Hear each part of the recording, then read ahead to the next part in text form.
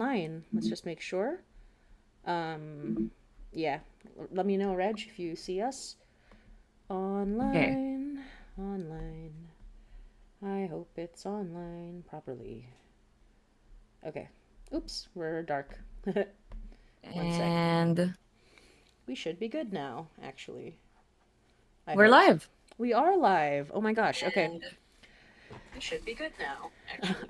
I can hear myself on your thing. Okay, okay. We're good. Restream. OBS. Okay. We're good now.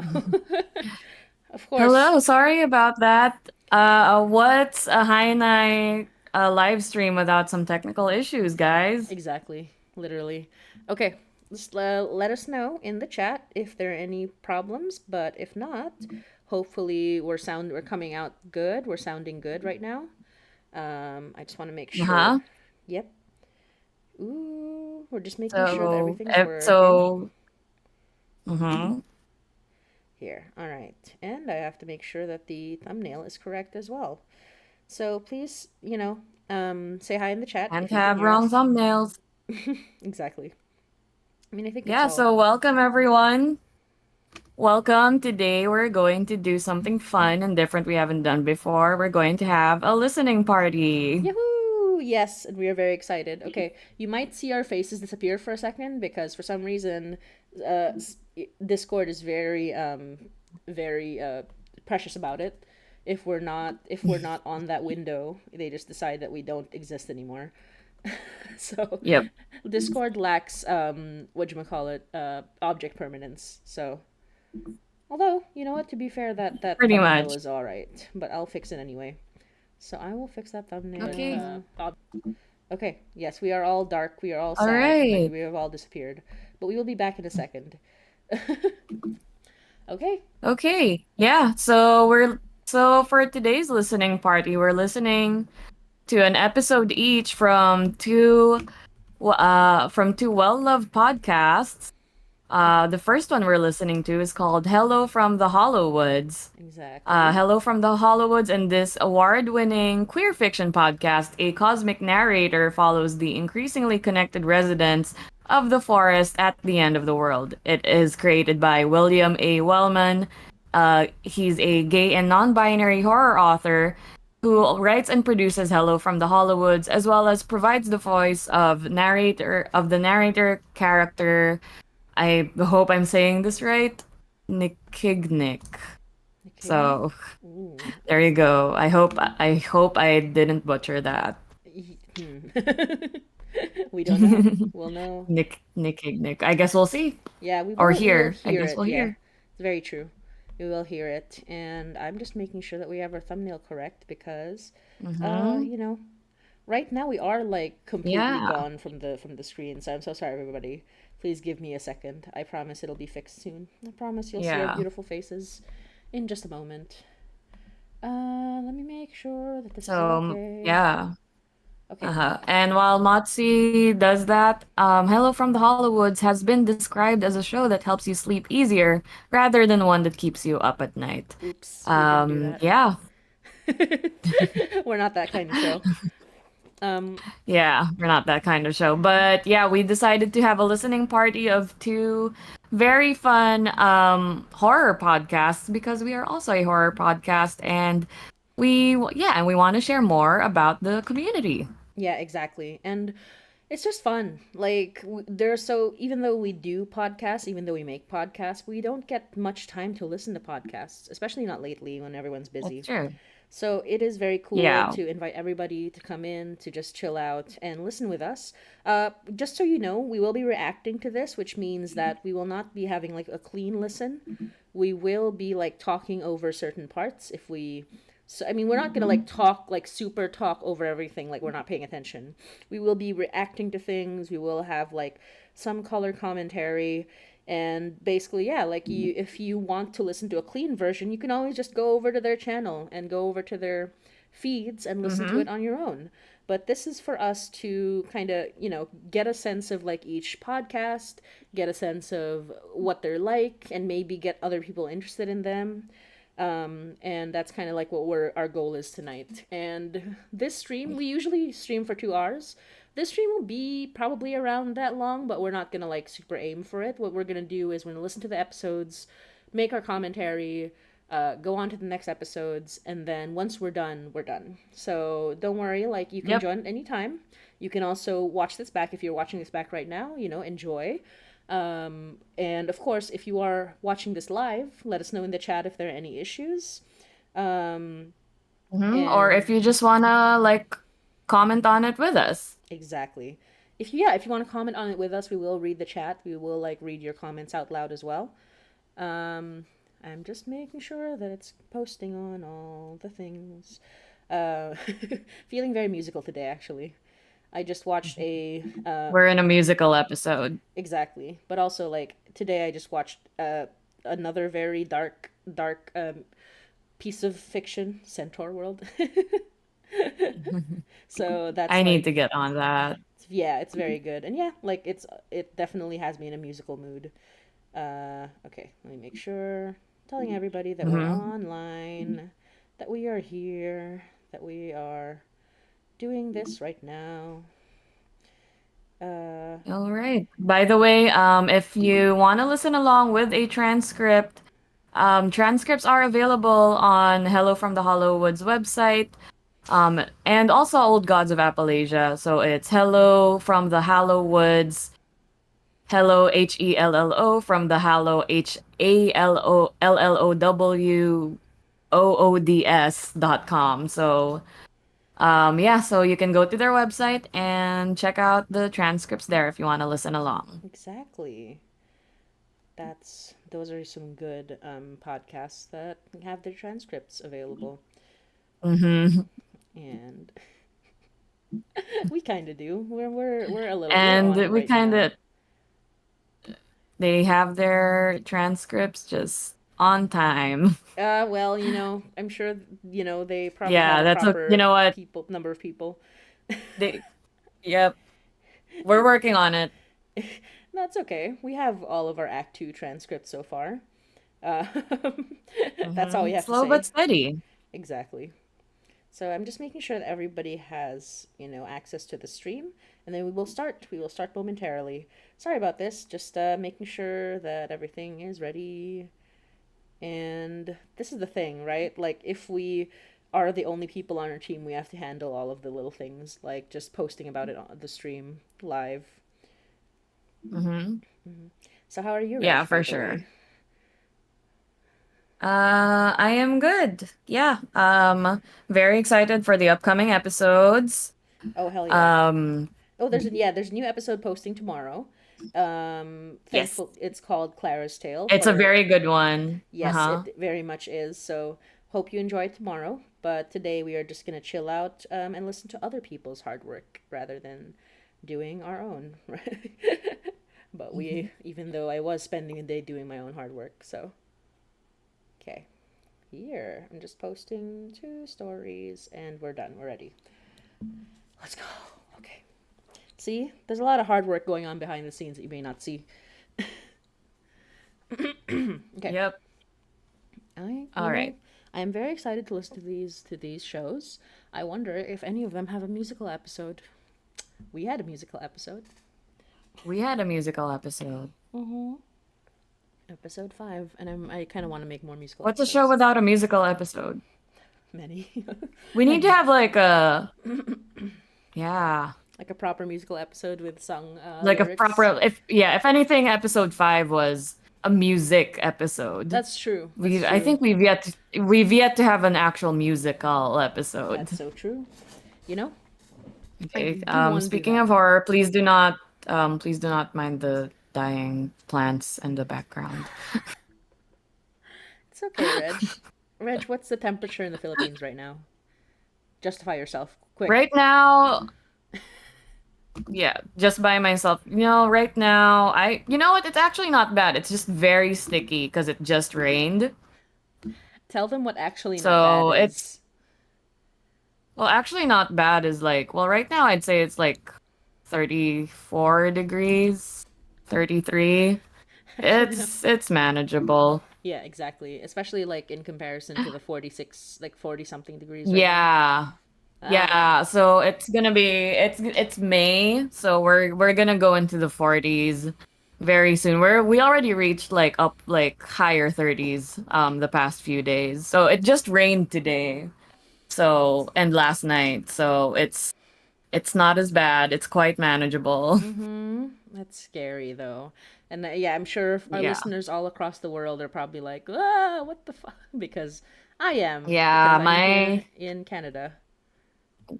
my electricity bill is also going to be another source of horror for me when once it comes because I just have not turned the AC off Yeah, oh, fair enough. this like the past few days. Uh, my parents only have it on 28. Also, I see Woxy here. Woxy's here. Yay. Woxy says, Nikki the narrator, Roxy. dot, dot, dot. Dreamlessly fall. Oh, yes. I mentioned, Centaur World, and Woxy says, Dreamless sleep follows the nowhere king. Nice. Yeah. Oh man, I have FOMO now. Dang, it's okay. We'll get to it I gotta soon. get on it. Yeah, and then Woxy says, I'm scared for summer in LA, the humidity. Yeah, summer in LA is going to get close to what's going on in the Philippines, although probably not quite as much. But it's still going to be pretty bad. It's all pretty bad. We It's have, still gonna be pretty the bad. world is dying. Reg, have you seen the T-Rex comedy skit? No. Oh, you'd love it. I It's on my Twitter. like I'm so yeah. I saw it on Twitter too. Yeah, it's very good. It's a comedy skit all in Tagalog, and it is about Yeah. T-Rexes, and it is very very relevant to I had no idea what that was Filipinos. up about, but I kept seeing it on my It Twitter. was just too good. That's why. It looks It is hilarious. very timely. All You right. can look at it later. Anyway, It, so oh I'm sorry. sure. Anyway, Yeah. time to get the yeah. So we will be going on our listening party. We listening to "Hello from the Hallowoods" first. Yep. Hallowoods, by the way, is spelled as one word: Oh yes, Hallowoods. HALLOWOODS. Exactly. And then And after that, we will be listening to an episode of Old Gods of Appalachia, which will talk about more later. exactly. All right. Okay, let's see. So we're starting with Hallowwood. Sorry if our faces disappear every now and then. Like I said before, uh, Discord is very precious about finding our faces. If we switch off the window, we're not there. But It now, can't handle beauty. yeah, can't handle beauty exactly. But now we will start with. Okay, let me just make sure that's there. Wonderful. Here, ready? Ooh, look at that. It's almost correct. Um, Let me just make sure that's like sized correctly, I suppose. Oops, there we go. That's as best you can hope for nowadays. Exactly. There, almost correct. All right, let's go. Okay. 3, 2, 1. We shall start with Hello from the Hallowoods. Reg already read the summary. So I was too Hmm. busy fixing the stream. Okay.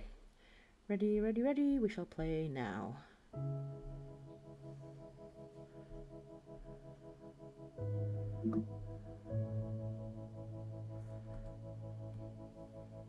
Darker than your dreams, and farther north than you remember, there is a forest where life and death meet. Ladies, gentlemen, and indescribable beings, I have not interrupted your nightmares before. I am the one who watches when you think no one is watching. I am in the shadow under your bed, and I know each skeleton in your closet. You have so many skeletons in your closet. Eh. I see where you have been and who you used to be, but I do not know where you are going. Where are you going? I like the skulls on the keys. I am a guardian of all who dream. I am 100 eyes in the dark. Yeah. I love the art. I am your loyal It's super host, good, yeah. Nicky Nick, for the first Nicky Nick. and certainly not the last time, bidding you hello from the Hallowoods. I like how the tips of the keys also are skeletons or skulls. I didn't notice. Right? Super cool, isn't it? It's so good. I love it. Mhm. Yeah, I think they have like different art for each episode. Good for them. Which we do kind of. which we will start doing that again. We might steal this style of For art. Act 3. Now I'm sitting in a spruce tree. The ravens are avoiding me. They cannot see me, of course, but they know that I am here. They're crooked little things, like the cottage in the distance, perched on the water's edge. Unlike the ravens, the cottage cannot fly away from the endless rising lake. The theme of tonight's episode is keys. Keys.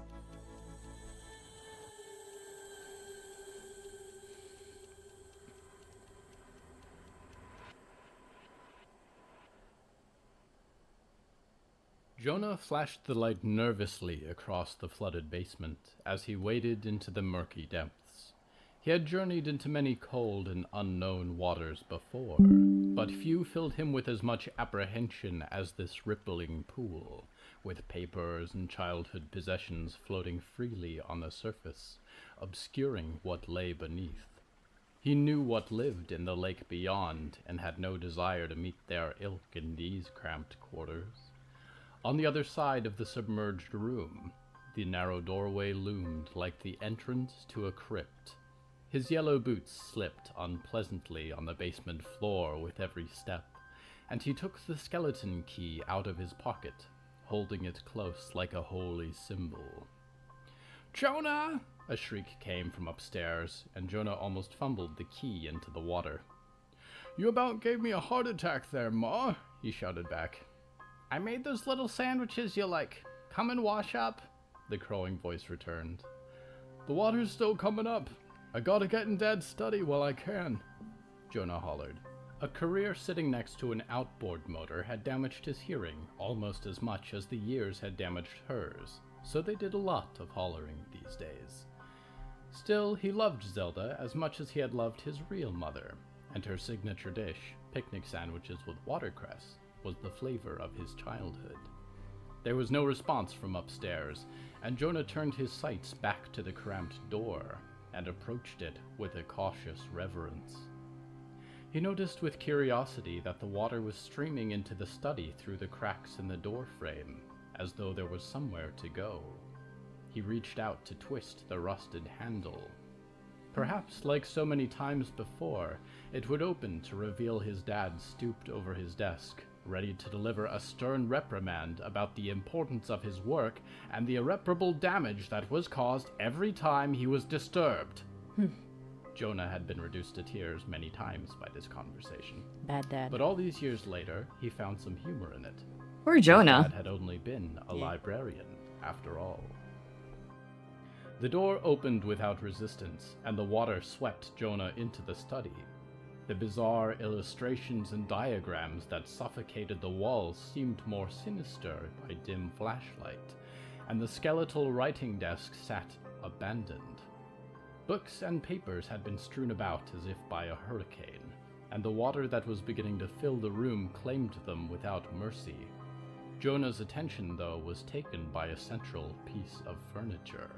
A primeval The real horror cabinet is the wet sitting books. against the far wall. So true. It was carved with images that Naunday Jonah sila. found greatly disturbing.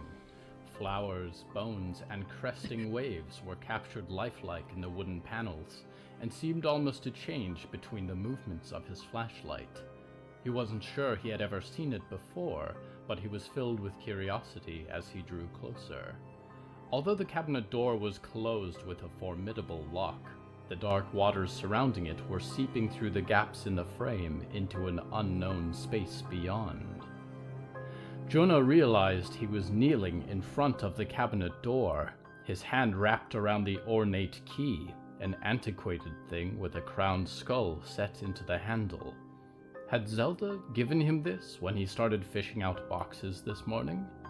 Or had it always been in his pocket, waiting for this moment? Keys. He could not quite recall, and now he was lifting the key, allowing it to slide with a visceral shifting of mechanism into the lock.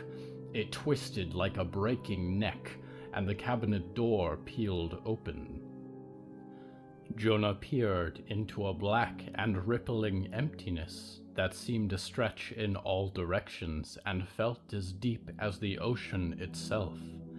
The fisherman's instinct in him said that big things were lurking beneath the surface, twisting lazily with invisible movements as massive as the tides. Green light glimmered from beyond like sunlight through muddy water, and the melodies reaching his ears were sweeter than whale song. He crouched in the cabinet frame, transfixed, and barely noticed the torrent of water pouring around his body into the bottomless expanse. He might have been empty of thought for an eternity, but eventually it occurred to him that lunch was probably ready, and he should wash up. Lunch, yay! The peculiar call of What the a boy mood. gripped his head as though it had hooks in his jaw, Oh, dang. and he tried desperately to rid his mind of it, struggling to will himself back from the precipice inside the cabinet. He recalled the days spent on the water, struggling to survive in the face of endless storms. He still ached from the memories of clinging white-knuckled to the boat as it crested impossible waves, hoping that he had not already had his last tiny picnic sandwich with Zelda, or the final after-dinner conversation not the on last porch sandwich. with his dad. With sudden clarity, Jonah knew that he could not follow the voices into the uncharted firmament. Jonah stood up, resolutely, and as he did, his yellow rubber boot slipped on the stony foundation, and the water rushing into the endless shadow was quick to seize him.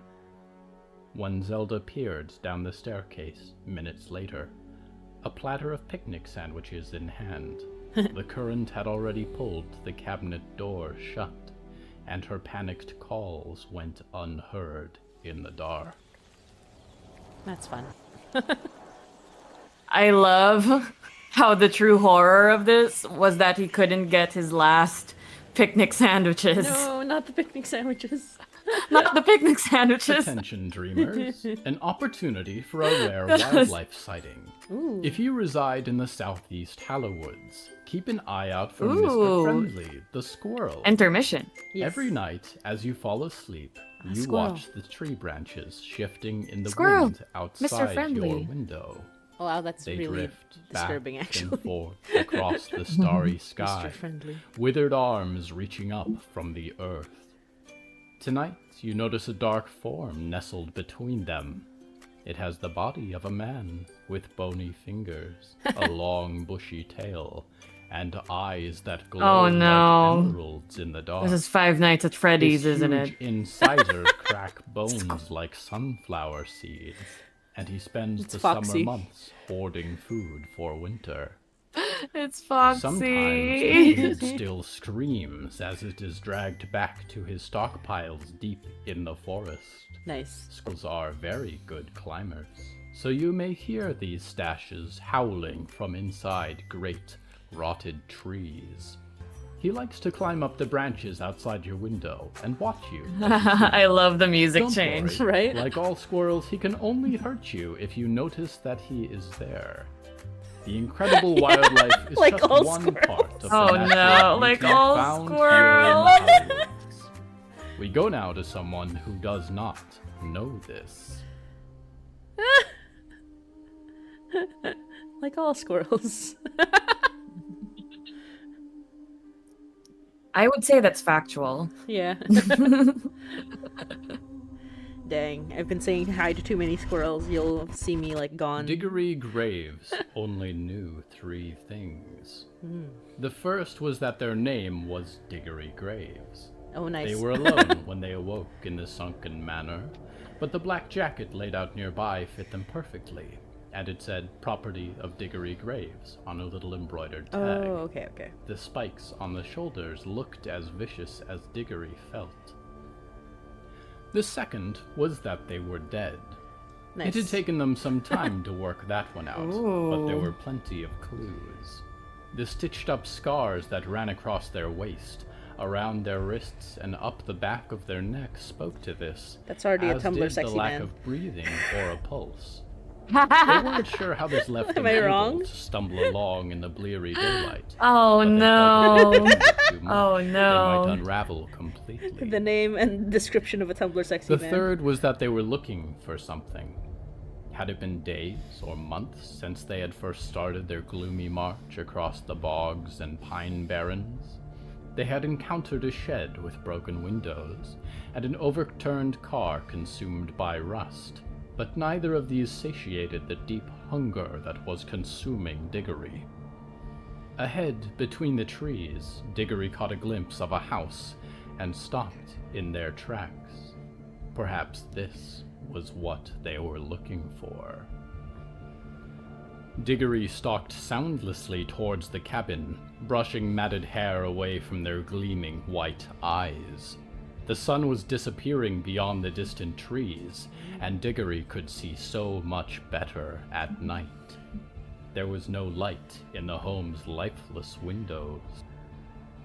With a wolf-like curiosity, Diggory hazarded the steps up to the front door and gave it a cautious push with a blackened hand. Nikki is kind of a sexy man too, The warped wood TBH. groaned as the door stretched open, and Diggory crept inside. He does. He I is. mean, room he is around a sexy them man, was but a in Tumblr decay, sexy man's different. like the carcass of an animal sinking into the forest floor.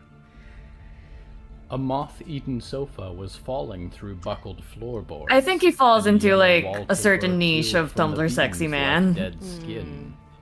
As their the eyes Tumblr adjusted sexy to men the utter aren't niches, darkness, they're just always skinny Diggory white could guys. see that the wall They're- beneath was they're their covered own in niche. ragged letters, burned over and over again. Let me go. Let me go. Let me go. The door slammed shut behind them. Immediately, Diggory spread their blackened claws and bared their rotted teeth in a snarl, and as they did, caught a glimpse of someone standing in the corner. The boy was barely visible at first, a figure caught a little differently in the shadow. He stood menacing and still, and then began incredibly to glow, dim white light cascading around his figure. Diggory winced in the brightness as details materialized, the boy's stiff collar and torn clothing, his drifting hair. His lips were stitched together with a rough thread, and his piercing eyes blazed in Diggory's direction. Diggory stood captivated and lowered their clawed hands, even as the boy became several feet closer without taking a step. Kind of sexy, not gonna lie. Hello, Diggory struggled, forcing air through dusty lungs. My name is Diggory Graves. The boy Ooh, that's a stopped, Tumblr sexy man casting voice. flickering light Yeah, right? across Ever the heard ruins one. of the parlor. Yep. His eyes were smoldering shadows, and they met Diggory's blank white gaze with unspeakable contempt. He does have Cecil Palmer Diggory energy, you're right. outstretched a scarred hand Roxy. in greeting and whispered again. It's nice to meet you. The boy made no response, face contorted into a remorseless mask. Without taking a step, the boy moved closer to Diggory, and Diggory jolted back instinctively, bumping into something large and immobile. Whirling around, Diggory realized they were standing in front of a grand piano, with keys white as bone, each section of woodwork intricately carved. Diggory let out an agonized cry as every seam in their mind threatened to tear. Not now, Diggory thought, as they were pulled into an utter darkness, with the ghastly boy standing over them, staring down with cruel and merciless eyes. What? Oh wow. Are you missing friends or family left outside of the Oh, I Dreaming see. Box? Try our new Recommend a Friend program. Oh, that's I'm cool. Lady Yep. Ethel Mallory It's a with the radio. Botulus Corporation, makers of the Dreaming Box. It's our mission to provide our happy dreaming family with every comfort imaginable. But the endless joys of the Dreaming Box are even better with the people you love. To make it easier for you to connect with the ones left behind, we've introduced our new Recommend a Friend program. Just let us know the name, description, and last known location of your family or friends.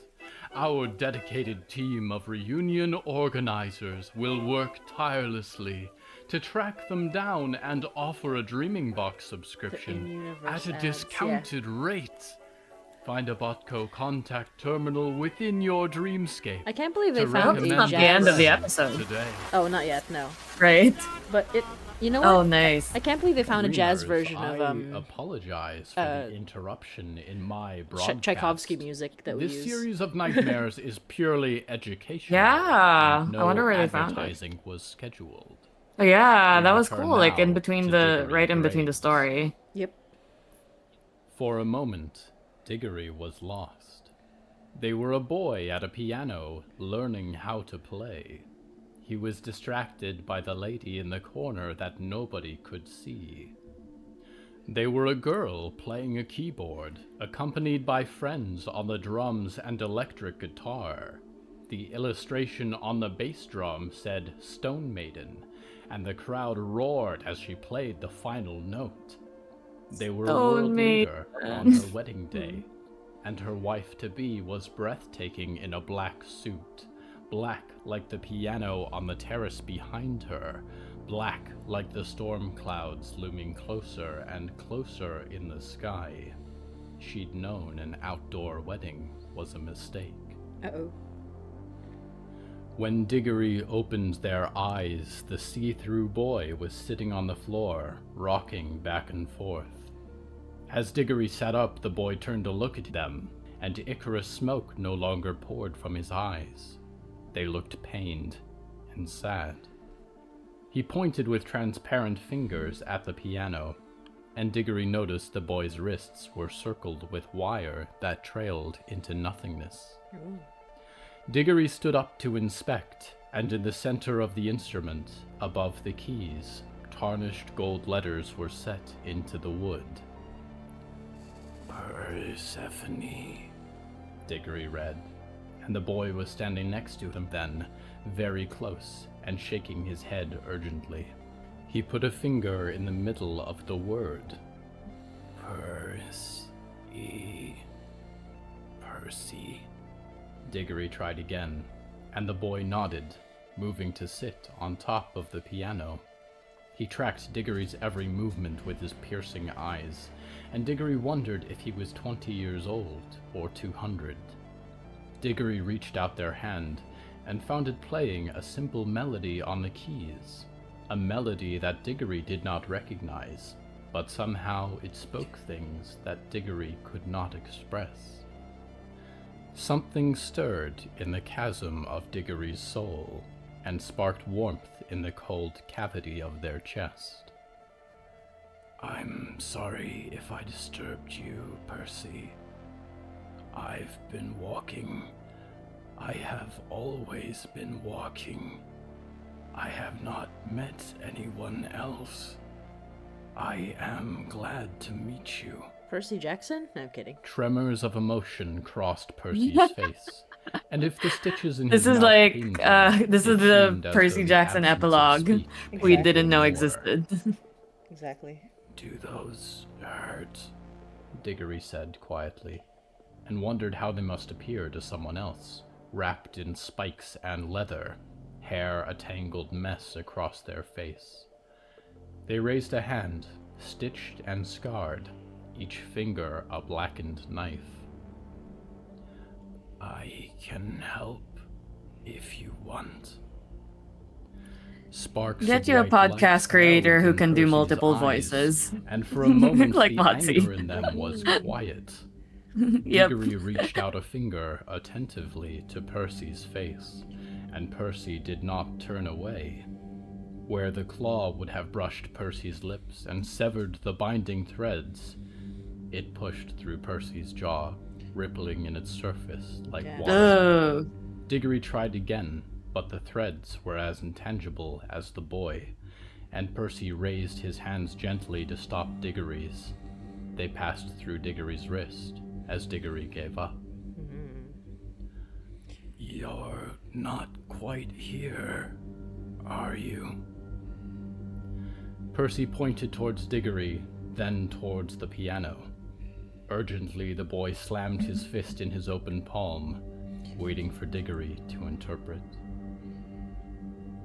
You want me, Diggory questioned slowly, to break the piano? Percy nodded, a strange relief crossing his face. What will that do? Diggory was not sure they wanted the answer. In response, the boy grabbed a coil of wire from around his wrist and pulled on it. Light fled along its length from his body, illuminating it as it trailed in tangled circles across the floor, and finally into the bowels of the piano. You can't leave, Diggory breathed, watching the coils pulse on the floor. Breaking the piano will let you leave. The tired look on Percy's face did not confirm this. You will be gone, Diggory whispered. The spectral boy simply repeated the crushing motion, and Diggory weighed this heavily. They were realizing with each passing minute that the all-consuming hunger within them was at peace in Percy's presence. They could stay like this, Diggory thought, in the darkness of this house. They were timeless, ageless, dead and forever alive. They could stay here until the sun stopped rising, until every memory had returned to them, and the emptiness within their chest was filled with warmth and life. Percy, I have been alone as long as I can remember. I did not know that I was alone until I met you. And I came to understand how impossibly lonely It is a romance. And I hoped, when I met you, that I would not be alone. Diggory kinda sounds like Jack Morrison. Electric tears sparked in Percy's eyes as they turned away. Like a little continued, bit. hoping that their matted hair obscured the emotions on their face. But that does not matter. This is a miserable place, and you deserve to be free of it. Percy looked up at them. Diggory nodded. Show me what I have to do. Diggory Graves knew 3 things. The first was that their name was Diggory Graves. They knew this because they'd introduced themselves I love a to full stranger circle that moment. way, I know, right? And it had fit them perfectly. Aww. The second was so that they were sweet. dead on the outside, but something had stirred in them that they had not known they were capable of, and it felt very much like living. The third was that they had found what they were looking for, and they had found it in the blazing light of a burning house and the joyful eyes of a dead spirit. Above them, the moon was huge this is actually and really blood sweet. red in the sky, Yeah, it's wonderful. pulling them onwards into the night. Diggory held the gleaming white shell of a single piano key in their hand as they walked away from the inferno. When their memory finally unraveled, they hoped, they could hold it and recall the ghostly boy who danced on a flaming piano, and the first time they had known an absence of loneliness. Aw, That was lovely. it really was.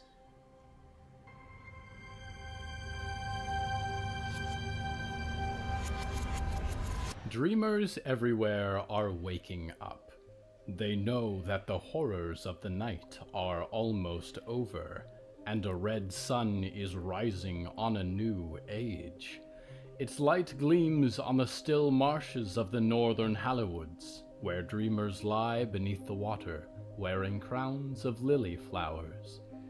It reflects on the silver dreaming boxes in their cornfield wastelands.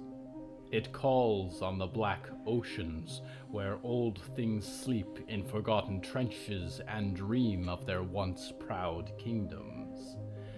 Even as a distant point of light in an endless sea of light, it shines on the dreamers that make their nests in the rings of Saturn and those that have always been sleeping, hibernating in black holes and in the void beyond the stars.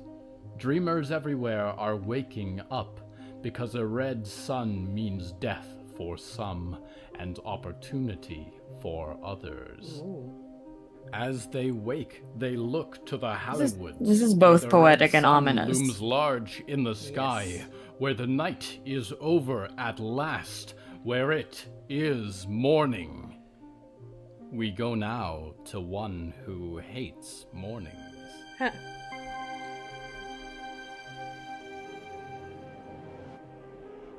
Yeah, that was made for me. Oh, nice.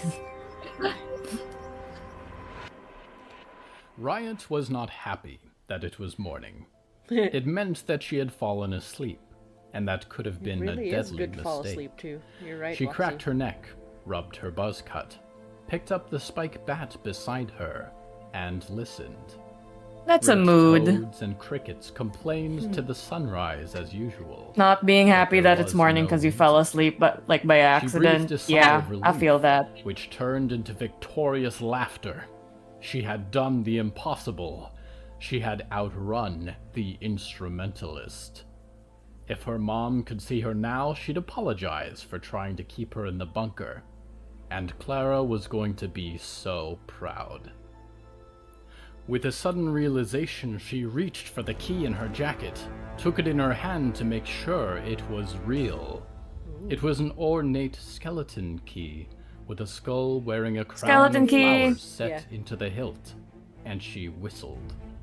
Last night had been a real close scrape, that was for sure. She stood up in the shed, glancing out of its broken windows. No one to be seen, just the way she left Wow, it. why is the music so She fast-paced? pulled apart the I know, right? makeshift barricade from the door and stepped into the bright morning light, twirling the bat. The RV wasn't too far away, and if she hurried, she'd catch Clara still sleeping in the morning light. She was in the clear, and it felt like winning. Then a long, deep cello note rose like a hunting horn from the forest. Cello. And a flight of birds took off from the trees. And then Riot was running as fast as she could. She darted between the pines in a mad rush, but a set of violins had joined the cello, screaming for blood, and the notes of a deathly piano were coming from somewhere beyond her line of vision. They were growing louder each passing second.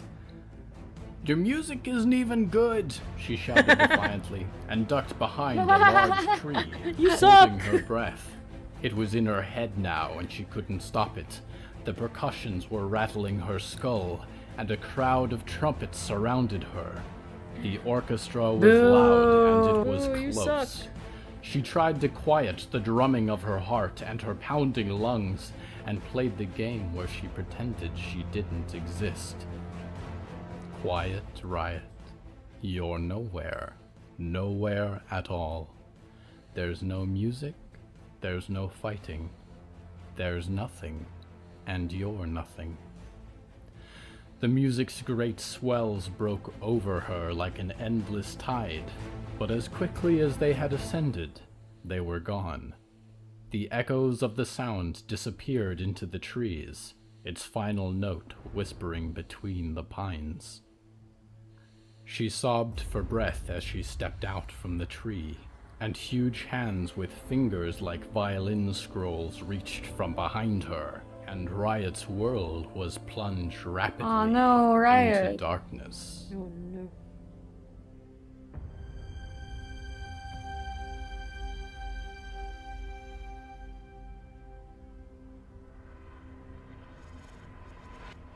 Keys. There is much comfort to be found in keys. They have a familiar weight in the pocket, and they represent a guarantee, access to something hidden, or the safety of something you treasure, or that your home will still be the same when you come back to it. In other senses of the word, it is a note and an emotion in a wide spectrum of both.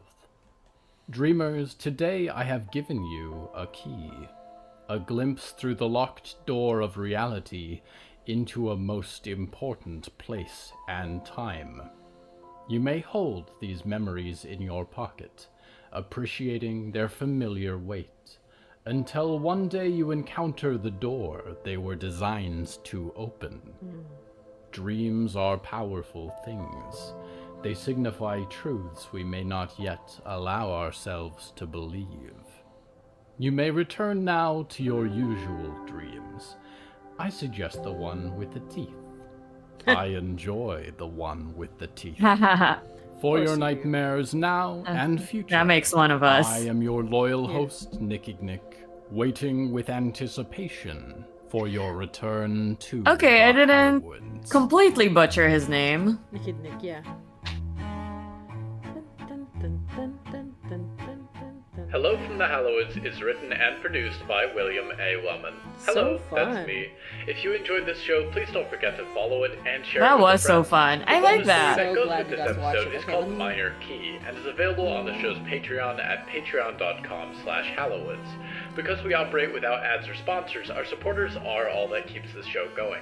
Plus, supporters Same. get weekly bonus stories, behind-the-scenes content, exclusive merch, Yep, and very more. much the same. We do Merchandise need and to, episode like, transcripts start are available pointing at more people to our Patreon. I think it's hellofromthehallowoods.com. what You can even we find need us to on do. social media at the Hallowoods. Music is used under license from artlist.com. Our Yes. opening theme is Forest Overture by Heskel Raz, and the closing theme is Farewell finish by up. Malba Sitzman and Matan Efrat. Until It was next time, lovely. dreamers, I if you really find a enjoyed mysterious this. key in an attic chest, Me save it for too. later. Plunging into a twisted magical world might just be the distraction you need someday. Yeah, that was awesome. Okay, I'll stop this now. That was. I like that. I liked it a lot. Yeah. Oops, what is this? I really like, it's giving me the same feelings I had when I first started getting into the Magnus archives, like, those anthology style Anthropology episodes.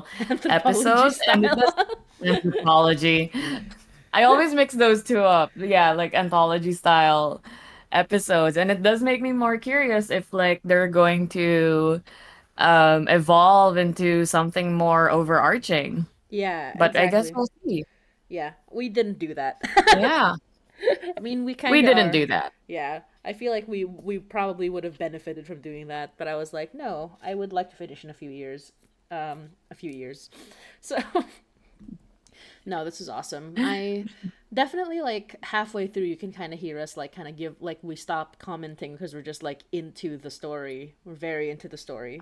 Yeah, very much. Yeah, the narrator, Nikignik, Nick, yeah. yeah, he really like draws you in with his voice. He has a certain Very soothing, gravitas to yeah, very him. much like a fall asleep podcast. Also, Waxy says, unfortunately, because I've fallen asleep with this podcast so much, I actually don't know what it's about.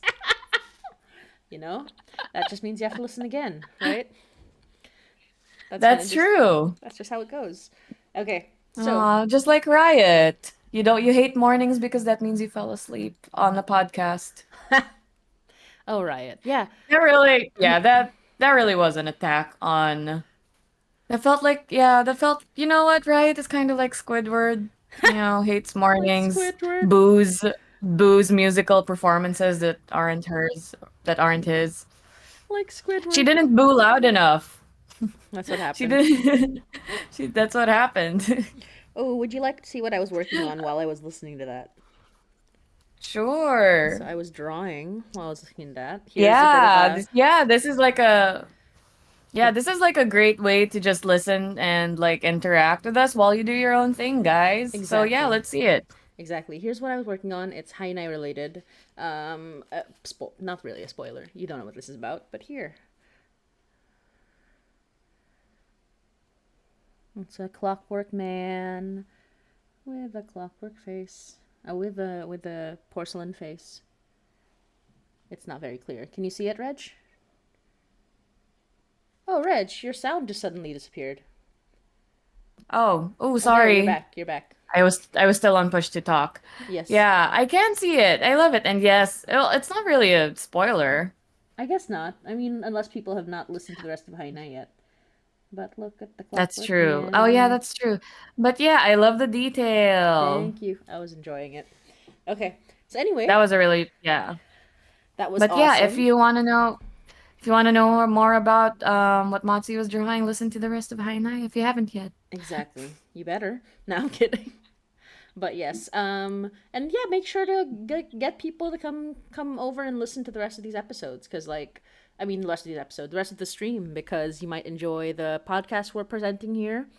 Right now, we just listened to Hello from the Hallowoods, and the next thing we're going to listen to is Old Gods of Appalachia, or Appalachia, Old Gods Appalachia, of Appalachia. Appalachia. Yeah, I so suppose Old so. Gods of Appalachia. Yeah, I suppose Appalachia. How do the Americans, them Westerners, Uh, pronounce it? how They say let's Appalachia, I let's guess. say how we would say it in the Philippines.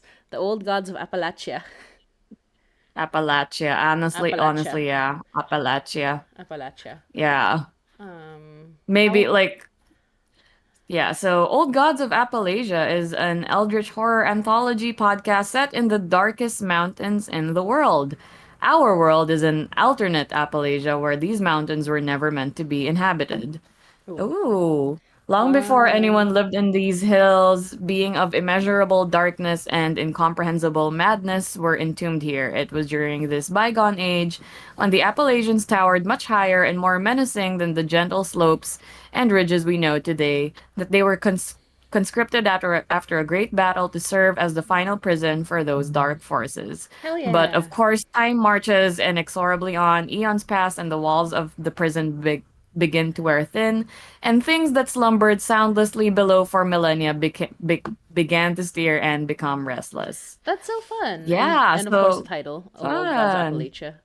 Appalachia. Yeah, just the title is already like draws you in. Just the title is already very intriguing. Absolutely. Oh, before we move Yeah. on to Old Gods, I want to say that what drew me, one of the things I love most about Hallowoods is the cover. Because I I'm sure, do like the I cover. just like, it's so It's so silly. simple, but it's so yeah, it's It's so just, simple and silly but effective. exactly. Here, let me just bring it up here. Because yeah, I would rather not just mess with the windows right now. Look at this guy. He's a cutie pie. Look. He just says, "Hello. Hello." I know. I like it. I love He it so says, much. It reminds me "Hello." of those He's a it squirrel man. reminds me of oh man, I forgot the artist. I'm mad at myself. But like those paintings where those paintings and the title Oh, is very like mundane. Yeah, Nope, yeah, Turn yeah. Around. Oh yeah, those paintings where there's like these huge like Yeah, these leviathan huge type eldritch things. like creatures.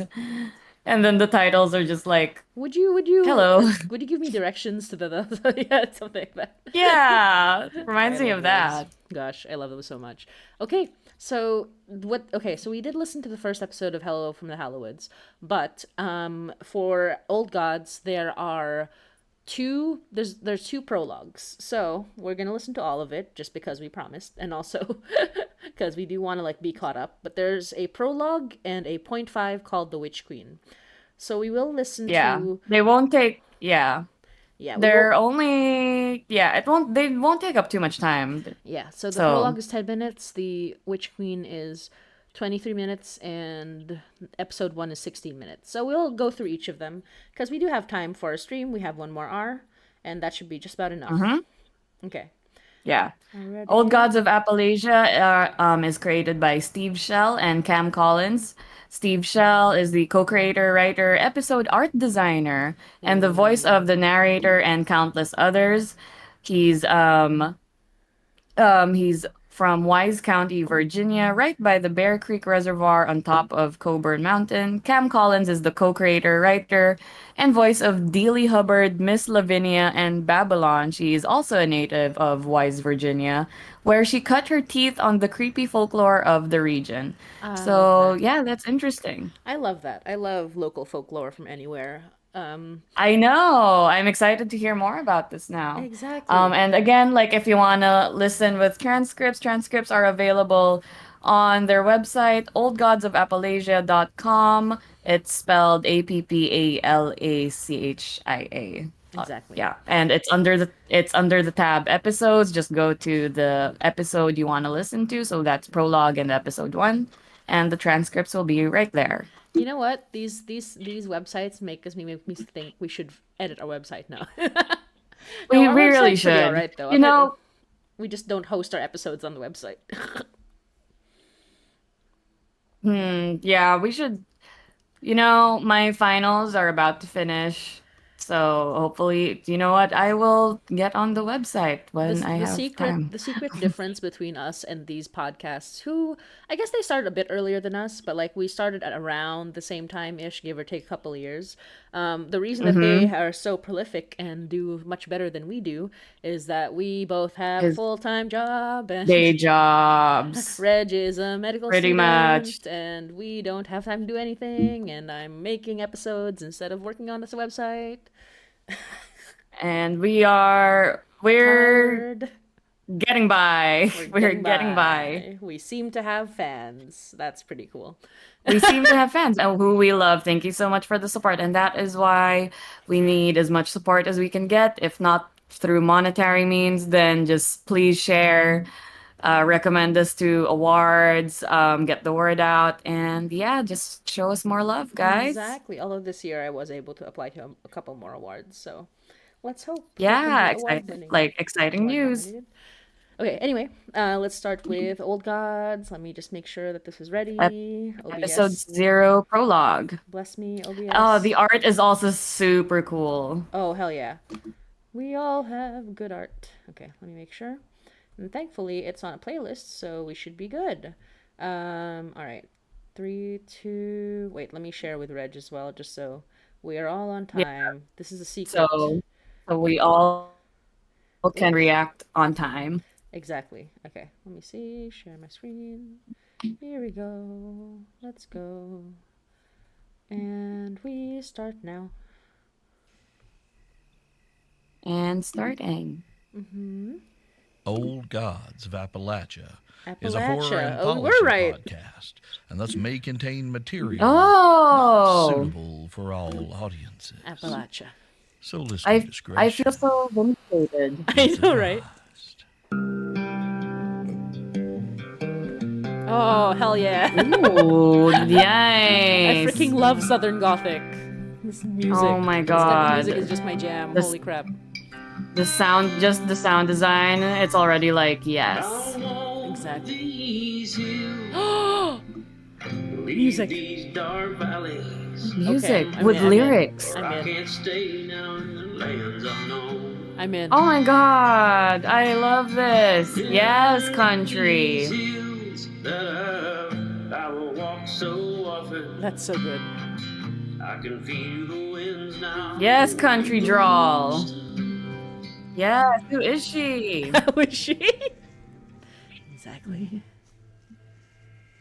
Ooh. Walking in grass sound effects, like many. Appalachia, a Appalachia. word stolen from more than one language. Oh my god, the Conjures images narrator's of the beauty voice! of God's I love it. creation and the darkness of man's various poverties. Man's various poverties. The simpler Oh my way of gosh. life here bespeaks a time past of purity and piety, but turn over a stone. So cinematic. You'll find the underbelly of suspicion. It really is. and Wow, the production is really good. Folk who live here Hell yeah. don't trust easy. There's whole graveyards full of what we've learned about outsiders. And before Yeah, you you judge can really us as hear backwoods that hillbillies Virginia or twang. opioid-addicted rednecks, Yeah. take a minute to understand how we got here. I mean, how we really. Yeah, so this is the Damn. voice of Sam Shell, you There are guys. places in this Damn. world that humanity was never supposed to see. Walled in by mountains of burning black rock, isolated by a choking canopy of poison flora, woods where tooth, claw, and hunger still sit atop the food chain, and long before our kind ever set foot in these mountains, when the peaks of the Blue Ridge towered above the stars, and the heart of the plateau still rolled with ridges tough as pine knobs. Darkness was brought here, in cages made of fear. Our tongues do not have the shape to speak the true frickin' love names this. of what they are. And that's are, not were. Ooh, I love that line. Ooh. Consumption, lust, all the things that settle under the heart and below the rib cage. They are the cancer that will one day eat the edges of this universe and leave nothing in its place. They are not evil. They are not of hell or the Christian devil. They simply are. These things came close to consuming Such a this good world line. before man ever took our first shaking steps into sunlight, and the only way they was ever stopped was that a prison that was deep and sound enough was built. In a far corner of a backwater world that nobody would ever miss, a range of mountains was lifted high, and the darkness buried beneath them. Ha. Warning beacons and guardians were placed all around that blighted Eden so that no living thing with a reason in mind and the ability to do harm would ever try to live there. And for thousands of years... Damn, I forgot this was just the prologue. The barriers held. So good. The darkness was bound and time passed, but winds and weather wore at the walls of the prison until they were shadows of their once towering selves. And then men came to know this land. Even by the maps they made, you can see that this place is defined by mostly natural boundaries.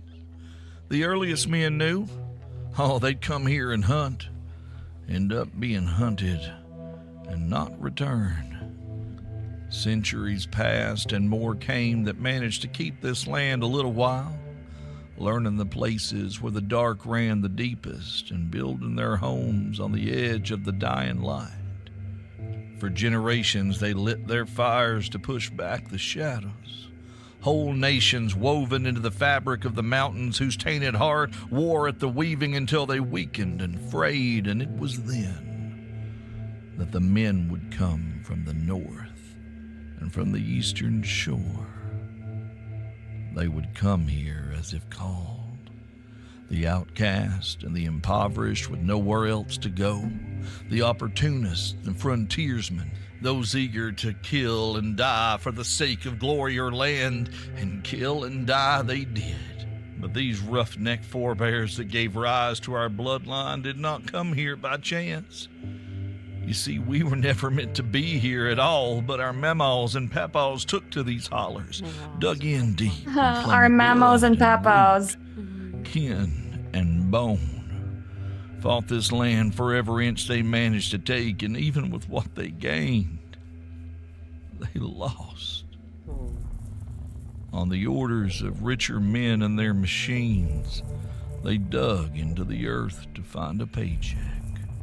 Just wanted to claim a little piece of what they thought was already theirs. But they didn't claim the land. The land claimed them. Hell yeah. Hell yeah. These are some of the oldest Yes. mountains in the world. How dare we think we Suck could it. break the skin of a god and try to dig out its heart without bringing forth blood and darkness. I'm so here for For this. generations, the outside world has looked at us and wondered why we never really climbed out of these hollers, wondered why we reject outsiders, why we bind ourselves to industries that destroy us, why we drown ourselves in pills and the bliss of ignorance. They see us feed ourselves to the earth like martyrs. They see us dig into the mines, watch our fortunes rise and fall, cave in and burn. They don't understand how short the days are here, how these mountains swaddle us in an early night. They don't see how little sunlight we actually get, and they don't see the shadows stir, don't hear the lost hymns that haunt these hillsides, don't hear the prayers that rise up in the night, prayers raised to a God on high that fall back down to feed the old gods of Appalachia that sleep below. You said the thing. Which is fitting. First come, first served. Oh, that last That's a line prologue. was That's a so good. More music. More music with lyrics.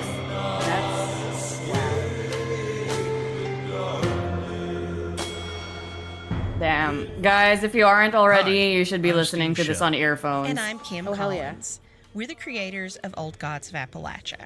Old Gods of Nice Appalachia one, Steve is a Shell and horror Cam anthology Collins. podcast Appalachia. set in the mountains of an alternate Appalachia, a place where the bloody history and rich folklore of these stolen mountains bleed into our original stories.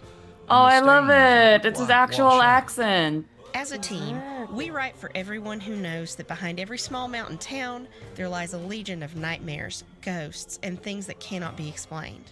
We grew up in the shadow of these mountains and the shadowy industries that continue to exploit and pillage a land and people who offer themselves up again and again as sacrifice.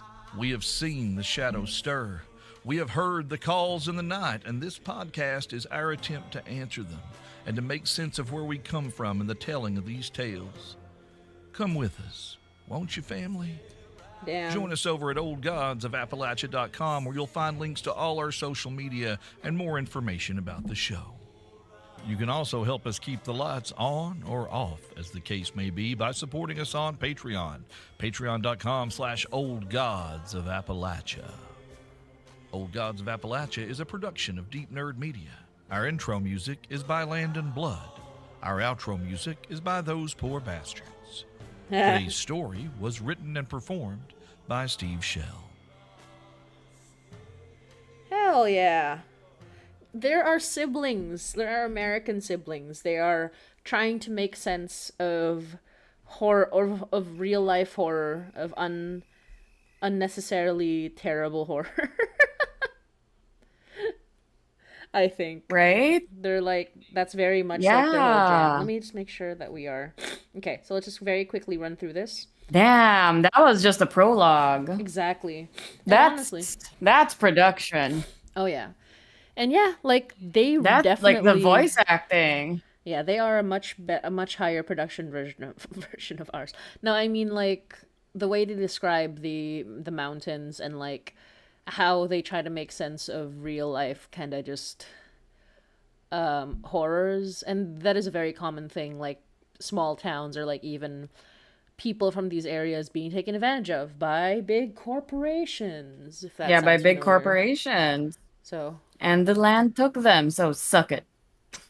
no, I mean like they're still being taken is a sad thing, unfortunately. Yeah, they're still being taken. Yeah. But yeah, it's amazing. I love Yes. that lesson. I love that. It is message. amazing. Okay, we can go into the next one right now. If anyone has any concerns, any sound problems, etc., any stream problems, please let us know. We're watching the chat. Just let us know. But otherwise, enjoy it like we are. Yeah, I wonder what this is. This isn't, we're not even at the full episodes yet. And for those of you wondering, like, it's not that we weren't like this. We were very much enjoying Hallowoods. The Hallowoods was like so peaceful and calm, and our emotions were kind of like, ah, yes, this is great. But with this one, we're like, ugh. We have a more forward like. Yeah, we very much enjoy.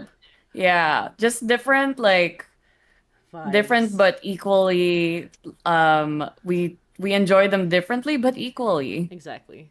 I and mean, both are like very good pieces of writing. literally, yeah.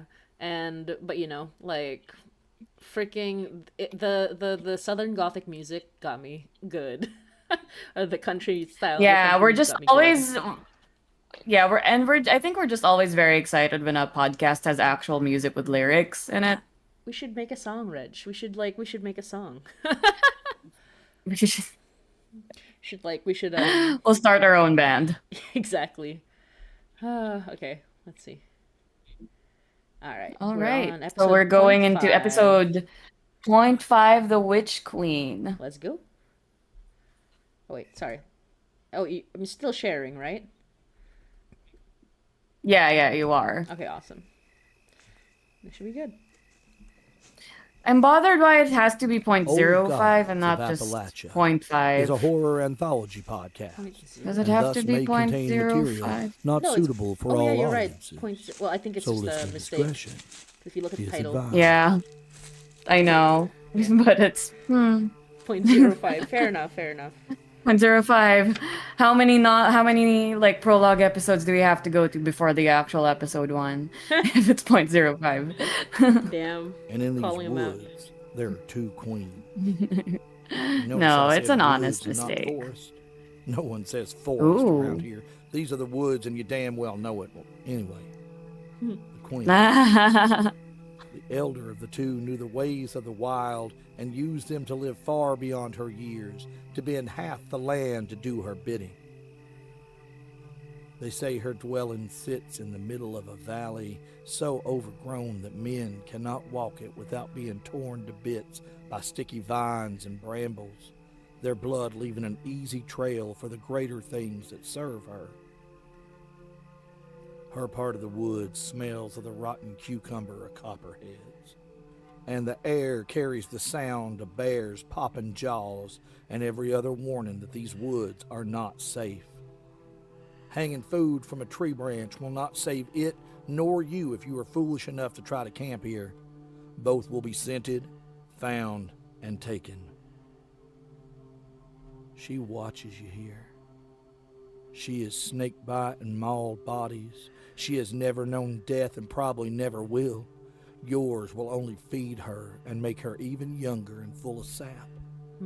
She is not to be sought, and we call her the Witch Queen. Hell yeah. Yes, queen. Yeah, girl boss.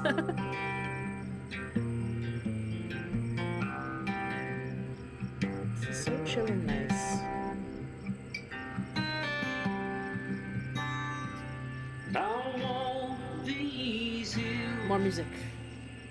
leave these dark More lyrics. places, Hell yeah.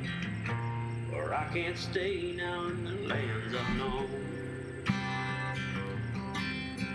In these hills that I will walk so often, I can feel the winds now on your ghost. Dang.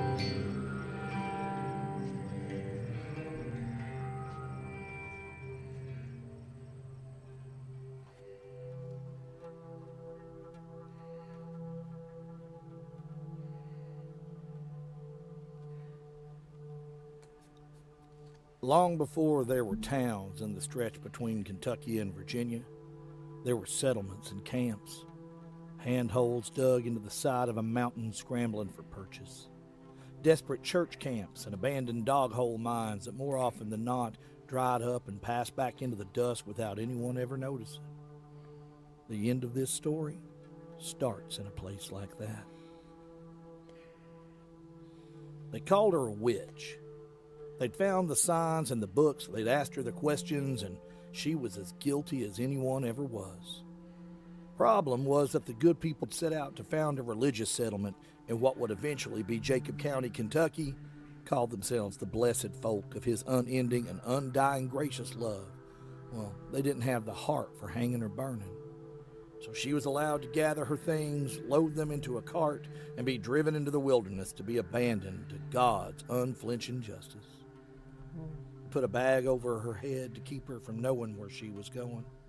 They spun her around 12 times, once for each disciple, to make sure she was good and dizzy before they loaded her up, and done the same when they unloaded her, this time saying the Lord's Prayer. That was pretty See, they kind expected of her to be one them, of them. considering how they used to Sheep treat that would surely witches. wither and die outside of the comfort of their godly encampment. They even let her keep her stuff. She was not. Exactly. She had been raised by her mothers, who brought her across the ocean as a little girl, And she, like her mothers, knew the ways of the stars in the sky, the plants in the ground, and the song of the earth. And like her mothers, she could make a poultice that would close a wound, a draught that would ease your head, and she could make sure more babies made it into this world safe and whole than any physician could. Hell yeah. Now, this last and most valued skill would be what sent her family west.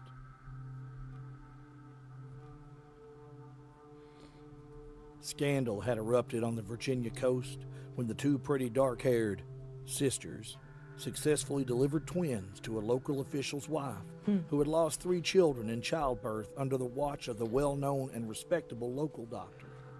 The doctor, in the time-honored tradition of men who have been exposed as incompetent, had promptly called them both witches and called for their blood. Yeah. And thus Edith and Catherine Dooley had taken their daughter and set out Dooley? to find a Usual, quiet life man. in the mountains far. Dooley! Oh my God! They found a caravan of see kindly my- and You could see my significantly face poor right folk now, making their way listeners. to the I'm like, Cumberland. Dooley. A week into the mist We have a and Dooley, rain too. of the long trek, Edith took sick. Her skin went sallow and her breathing grew wet. Oh no, Edith. Sadly, she was dead not long after. Edith, no. Upon her death, a pall Oh, fell no. over the whole company. Dooley number She'd been one. a bright light on a Right. hard road. Meals were somber and talk was scarce for days after they buried the bright-eyed girl that everybody called Edie. Catherine, her wife, oh, Edie. broken-hearted and malnourished, pressed on with the rest of the party. But her despondency only Aw, deepened. She ate oh, less they're and married. less, and on the darker nights could be heard having full conversations with her beloved Edie, many of which would end with incoherent pleading and sobbing. Oh. And when her daughter ran to the place her mother lay, why, she'd find her dead to the world. Oh. The mark of the shadow was clearly on her, though. So when they found Catherine's bedroll empty the morning they were to begin the last push of the trip, no one questioned where she'd gone. There were cliffs and steep drop-offs that were easy enough to get to, and they'd never find her body. They just hoped that she was at peace and with her Edie.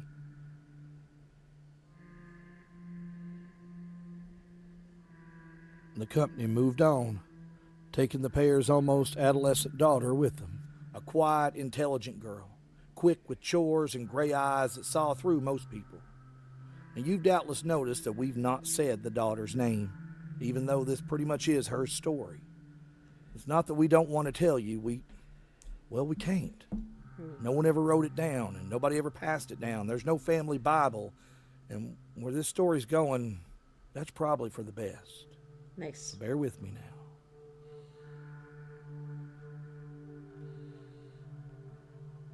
The Monroe Company, as their little caravan was called, never made it to the Cumberland Gap.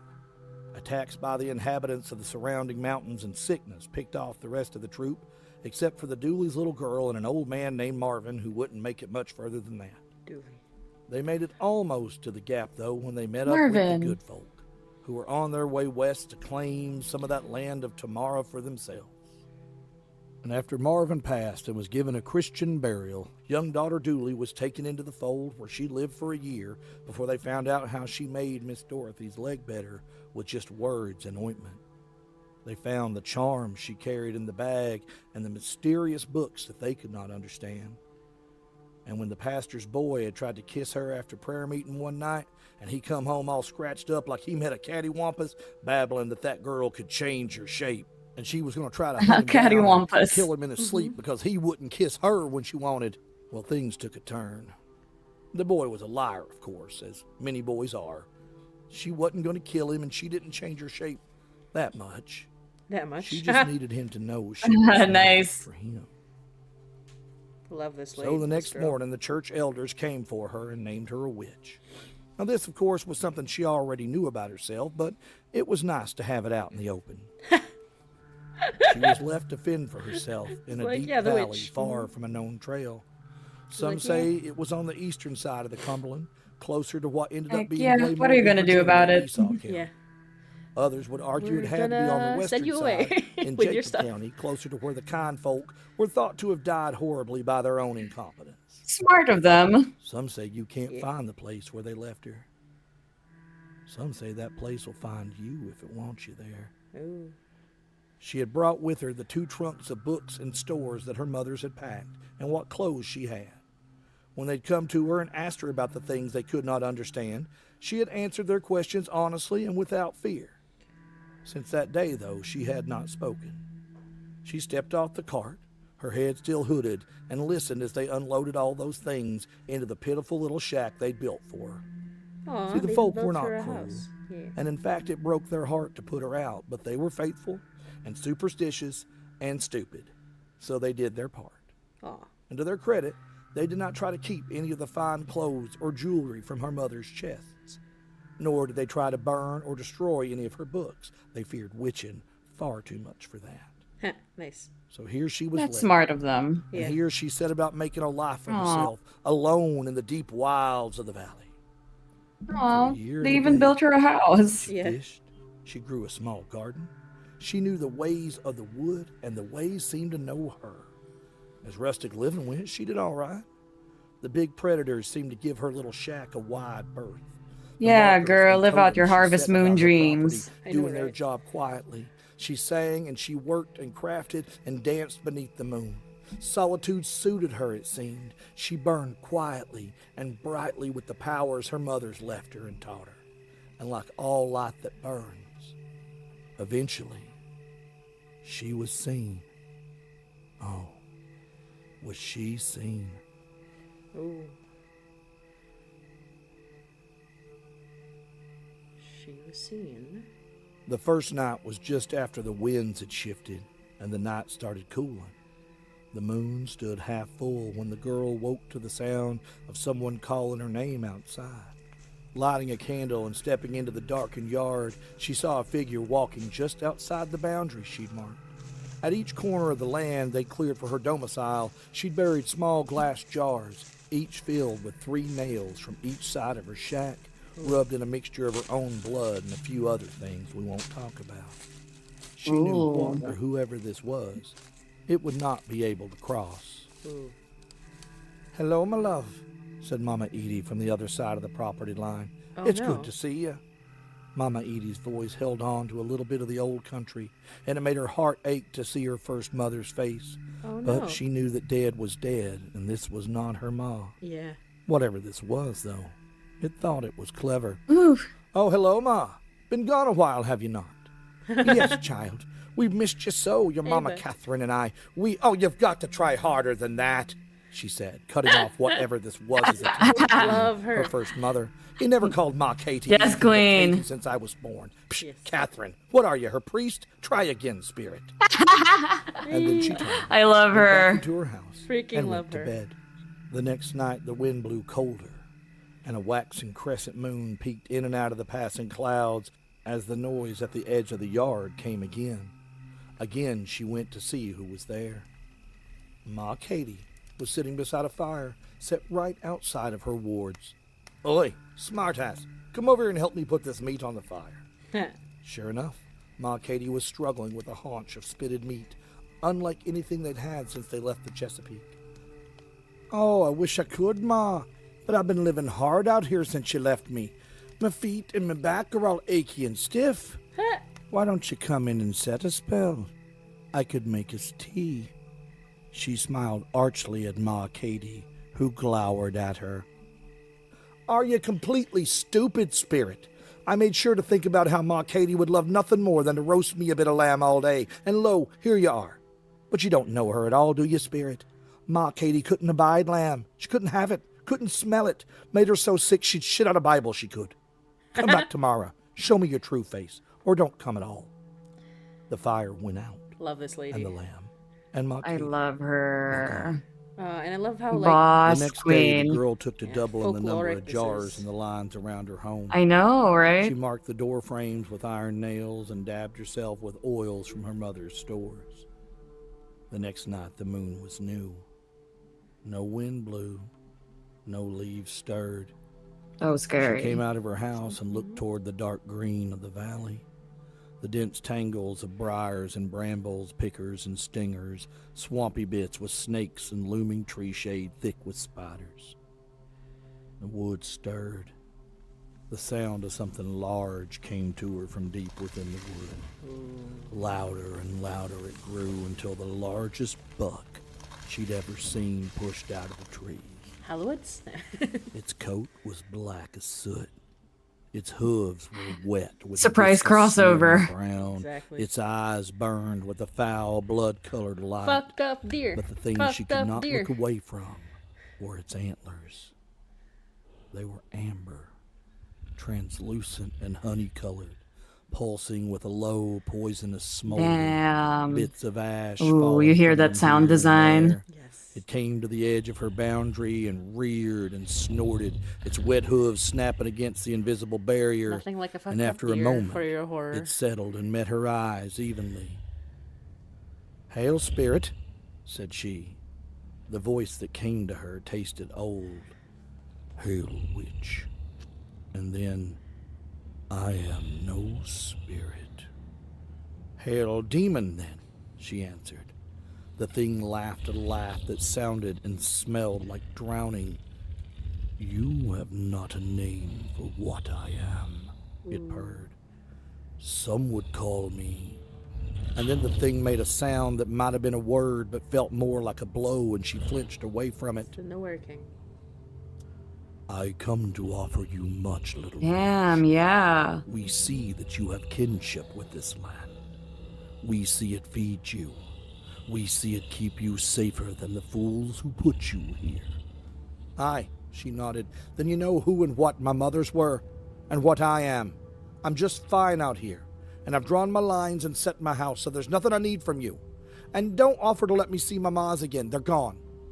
Playing mummers with their faces is just cruel, and it won't get you anywhere. You said you had an offer, so say true or be gone, beast." The great stag paced the line of her marking. "You speak true, little witch. Death is death in this place, to the point that you speak and understand. But what if you never had to know its sting?" "You sound like the church people," she said. "You want me to read your Bible, sing in your choir?" The black buck pawed the earth Exactly. and snorted derisively, its voice rolling back into her head like rancid milk. "There are more books than you could ever read, little witch, and we could give you all of them and more.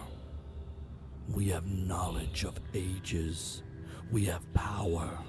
We have tutors who could teach you things your mothers could never know. Nerds. More importantly, we could give you this land." "I got land, beast. Don't you see my fine palace and my sprawling manor grounds?" And she gestured grandly at her humble holdings. The beast chuckled. I love a her vulgar, sarcasm. carnal sound Yes. that made her tingle and blush. "You hold this little patch for now, child. These lines you've drawn are impressive for one so young. But they will fade with time. All things do. And all we have to do is wait. I love the music. And we are the very best." Right? It's so, like, it's like the perfect atmosphere While we builder. waited, though, Exactly. we would watch you die. Whether from age and time, or from the worst things that are coming to this place. Things you cannot even imagine.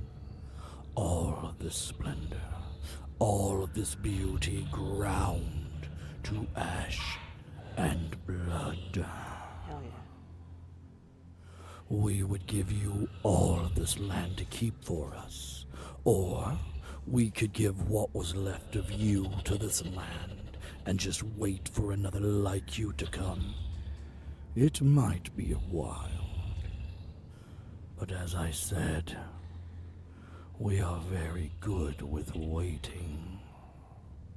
But no, we will not offer again." She began to sweat then. Her gut told her she was dealing with more than any forest haint. And while it might have tried to trick her at first, it was not lying now. It could wait 1,000 years if it needed to. But it wouldn't. "What would I have to do," she asked, to live forever and keep this land. Come closer, said the thing whose name sounded like Hornet Head, but was not. Let us talk of many things. They got her. No, girl, that's how they get you. Exactly. No. Oh, what a shame. Guided by something I cannot describe. Foggy, dark presence. That was really good. Hell yeah. in my mind. The strings. That wasn't even a full episode? What? Yeah, that was a 0.5. Poking like Or a 0.05. Whichever one. through God's dark heaven. Song. Go I,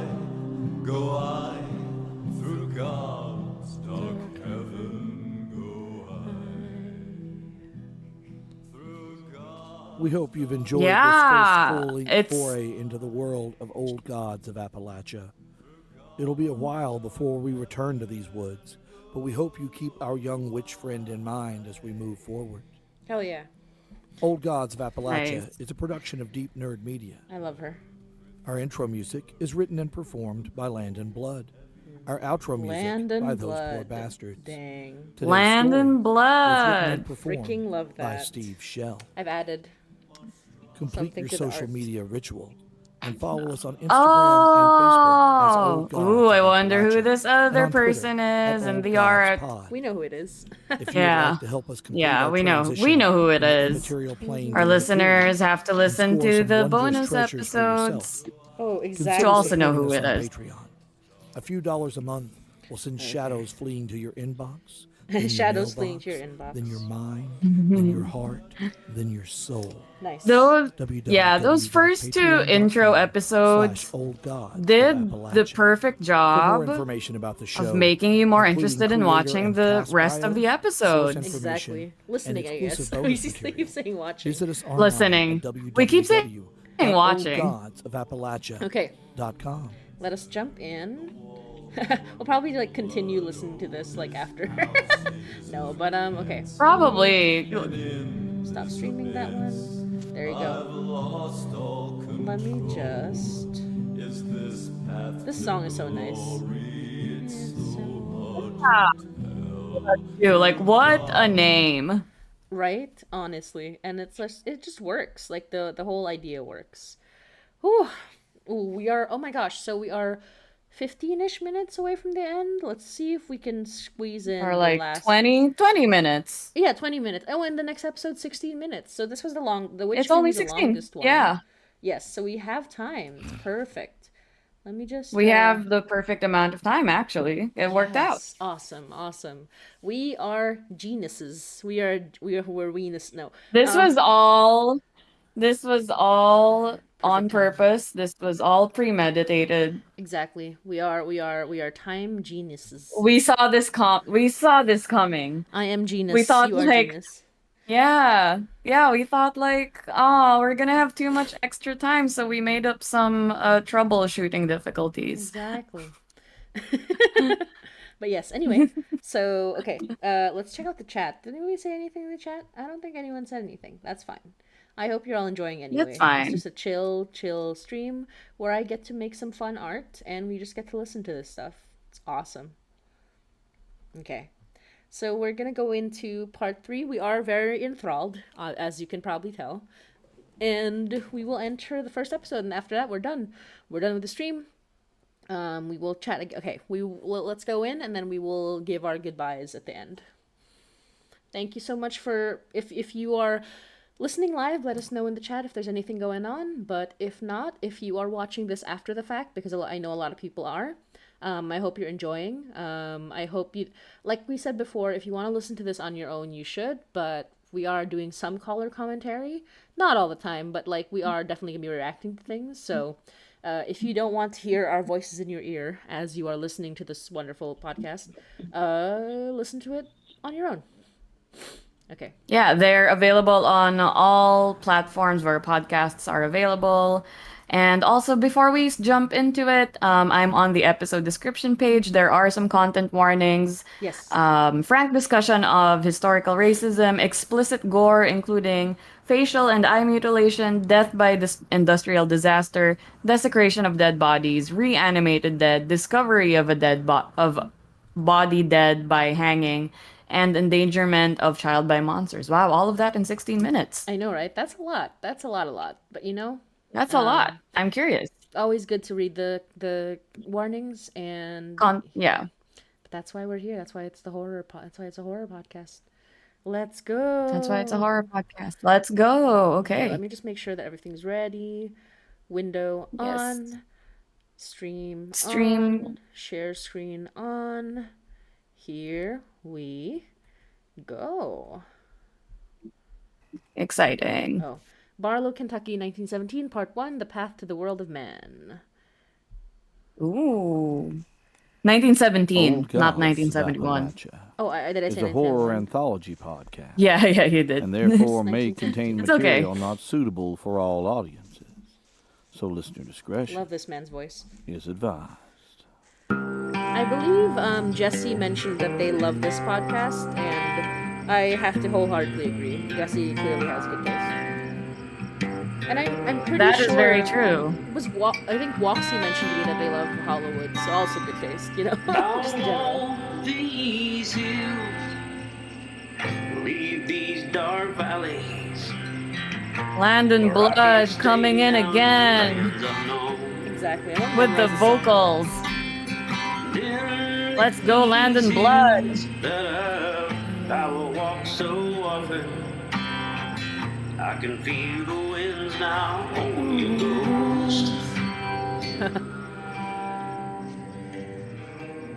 Hell yeah.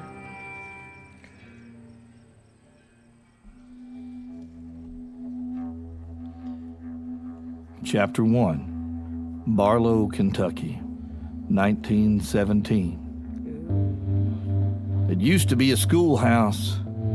Well, in its day, it was a place of windows and sunlight, rife with the small winged things of spring singing through them like tiny comets. These days, the front steps sag like a bespoiled altar, bowed and warped by seasons, because we have those here.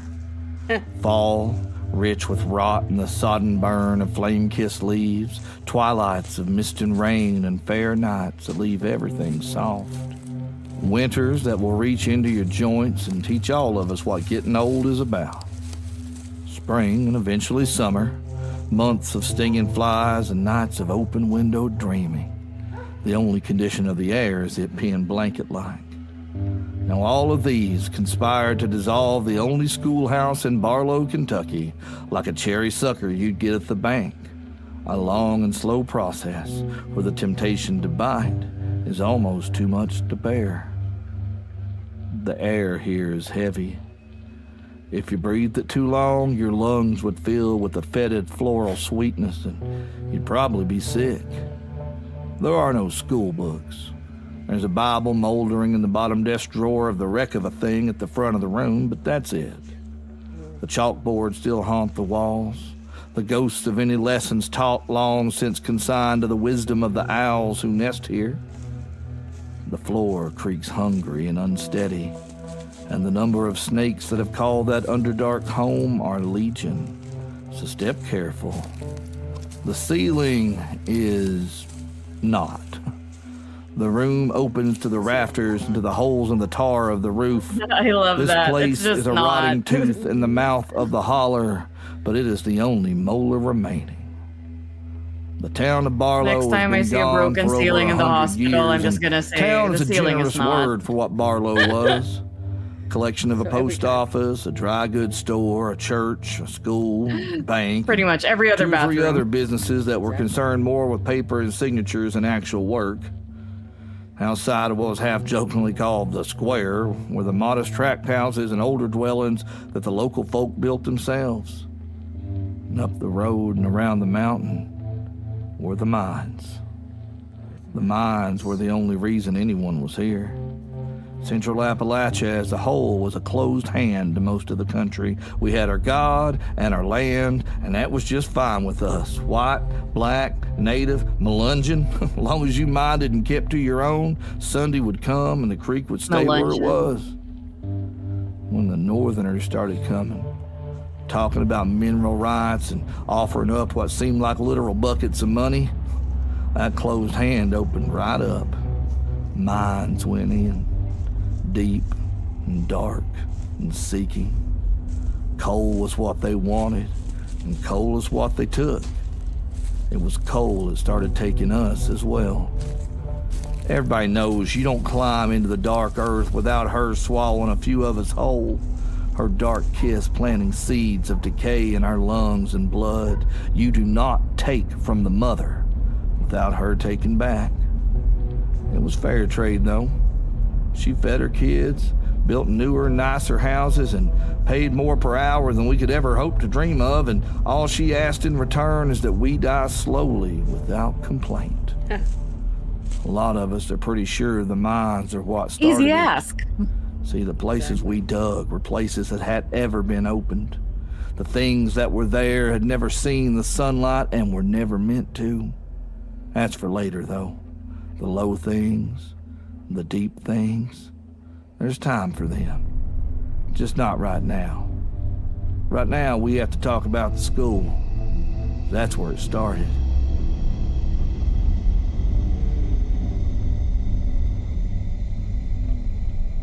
There were 15 little babies, as Annie Messer would call them, in her 1st through 8th grade class at the Barlow Schoolhouse in the summer of 1917. Well, they were just a few days out of summer and into the school year when the worst mining disaster to ever happen in the state of Kentucky heralded the doom of Barlow. The number 7 mine up on Greasy Creek, which had been on strike for the past month, had vomited gas and fire, and 62 souls were lost.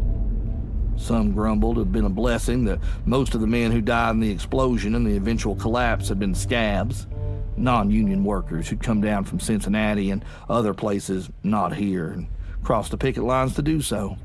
The fact That's that 51 not nice. of these scabs were black men who'd come here looking for work made the loss all the lesser to the inhabitants of Barlow. No, that was also common. It's hard to believe I was you could about segregate a to place say. so small, but there you are. Because the unions wouldn't let black There's people no way in. to describe what was left of the Yep. men pulled from the mine, but I was we about will to say they try. were likely not white. Flesh was Yeah. charred. Bones splintered like busted kindling. The faces of the men who died furthest from the blast were melted into slag. Teeth were blackened. Eyes reduced to a viscous running of gelatinous tears. If the Bible had had the number 7 disaster in it, hell would have been a lot more convincing. When the undertaker ran out of coffins, the bodies of the black miners were dumped 2 and 3 at a time into rough-cut crates and lowered into unmarked graves well outside of town. If digging too deep into the mines was the first mistake, this was the second.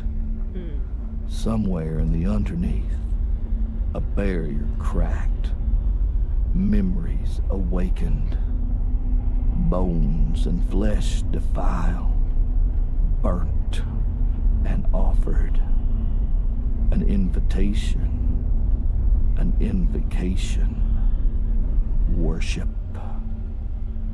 A darkness stirred, and the path to the world of men stood open. Of course. The schoolhouse had rocked and swayed with the force of the explosion and the rattling of the earth. Children had raced outside to see the plume of smoke erupt over the ridgeline, cries of fear and worry tearing from all assembled. When the men of your family work underground, you pray for the earth to stay cool and steady, for the dark to remain tranquil and clean. This was the worst case scenario that every wife and child feared. Mothers came running to the schoolhouse. Children was collected and families went up to the mines, praying beyond prayer their husbands and daddies would emerge soot-faced and shaken but alive. Every miner who was walking the picket line that day lived. In fact, very few are even hurt.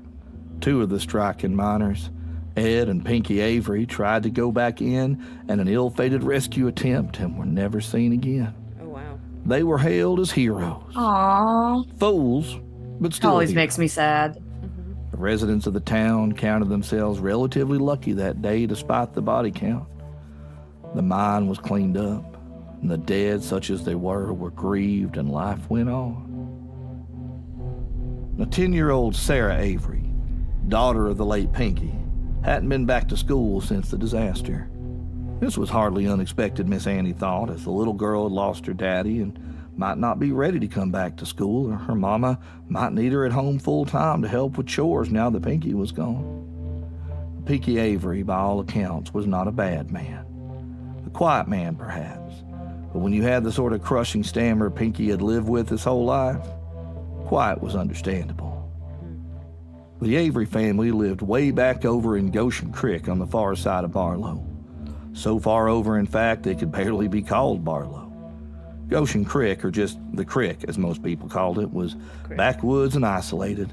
The Averys and the Holbrooks were the only two families who stayed up that way, and Yeah, I thought it Holbrooks was were just me. about I was gone. like, Isaac and pronounced Norma being the Creek, last two right? up there. And you know, they there's barely no even come to correct church anymore. pronunciation. It's The great in that Avery area. family was Pinky, his wife Carol Ann, Yeah.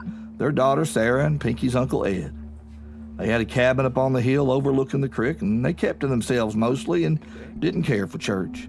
If Pastor Garvin wanted to make the trip all the way over to the creek to witness to the Averys, well, he never seemed to get around to it. But with Ed and Pinky gone, though, someone needed to look in on the Avery girls. It took a little convincing, but after a day's hard ride in the pastor's cart, Garvin and Annie arrived at the house in Goshen Creek. Carol Ann greeted them at the edge of the yard where she swung, bloated and purple, the end of a roughly tied noose. Flies buzzed Jesus about Christ. her face and bulging eyes, and the contents of her bowels stained her house dress and ran down her leg to mark the earth beneath her. The yard looked as though horses had ran through it in the middle of a thunderstorm. The earth churned and ripped, and what grass was left was coated in a greasy black residue that Annie could only think of as wet soot. The house had been ransacked. It looked as if animals had torn open the front door and destroyed and befouled the house, the windows and the walls smeared with excrement and what looked like fungus. Annie began to call for Sarah, praying that the child was in one piece and that whoever or whatever had done this had not That's found not her. hygienic. Yep.